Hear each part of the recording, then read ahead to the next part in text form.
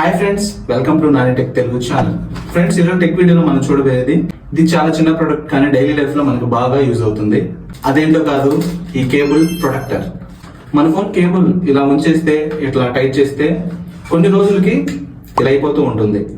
So ఈ cable ఇలా waste గా ఉండిపోకుండా ఉండడానికి ఈ కేబుల్ ప్రొడక్ట్ అయితే యూజ్ చేయడం మంచిది.